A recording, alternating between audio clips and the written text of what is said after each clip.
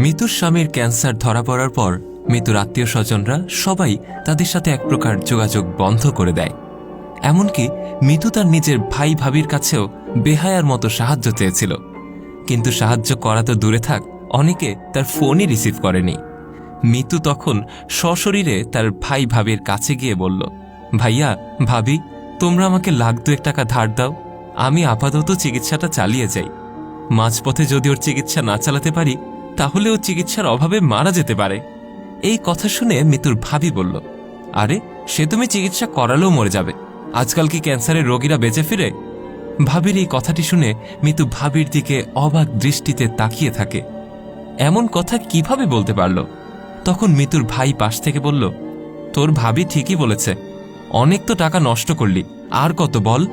তার চেয়ে বরং যে কয়দিন বাঁচে ওকে ভালো মন্দ কিছু খাওয়া আর বাঁচতে দে। ভাইয়ের এই কথাটি শুনে মিতু বলল, এগুলো কথা বাদ দাও, তুমি কি আমাকে টাকাগুলো দিতে পারবে? মিতুর এই কথাটি শোনার পর মিতুর ভাবি তার ভাইয়াকে ইশারা করে অন্য একটি ঘরে নিয়ে গেল।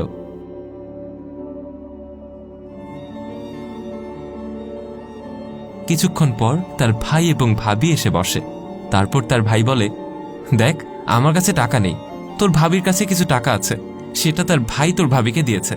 তোর ভাবি বলল যে বাসার সামনে যে জমিটা বাবা তোর নামে লিখে দিয়েছিল সেটা যদি তোর ভাবির নামে লিখে দিস তাহলে তোকে $10,00,000 দিবে।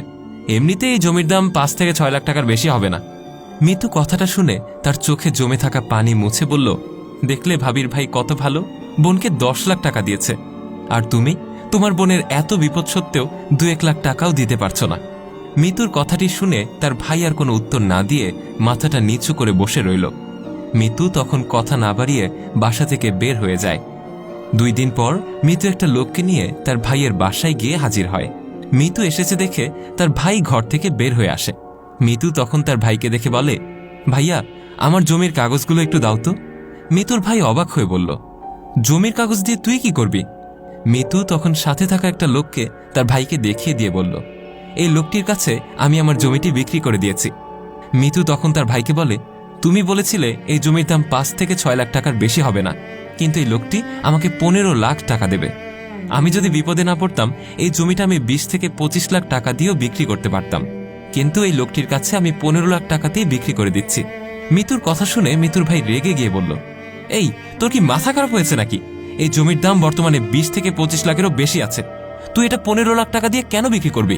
এই তুই কত টাকা ঠকছিস, তোর কি সেই খেয়াল আছে?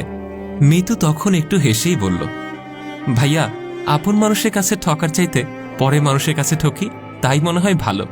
আর তুমি যদি আমার বিপদে আমার পাশে থাকতে এই জমিটা আমি তোমাকে এমনিতেই লিখে দিতাম, কিন্তু আমার সাথে তুমি যে অভিনয় করেছ সেটাও আর করার দরকার হতো না তোমার। তখনই মিতু তার ভাবির দিকে তাকিয়ে বলল, আমার স্বামীর জায়গায় যদি আজকে তোমার স্বামীর এরকম অবস্থা হতো তাহলে তুমি কি করতে ভাবি? তুমি কি পারতে তোমার স্বামীর চিকিৎসা না করিয়ে চুপচাপ বাসায় বসে থাকতে? মিতুর ভাই আর ভাবি তখন তার কথার কোনো উত্তরই দিতে পারল না।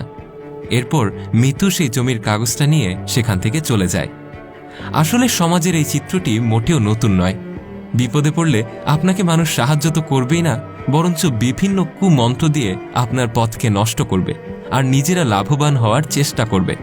কিন্তু এই বোকা মানুষগুলো কখনোই চিন্তা করে না, আরে সবাইকেই তো একদিন মরতে হবে, আর মৃত্যুর পর এই লাভগুলো কখনোই কেউ নিয়ে যেতে পারবে না।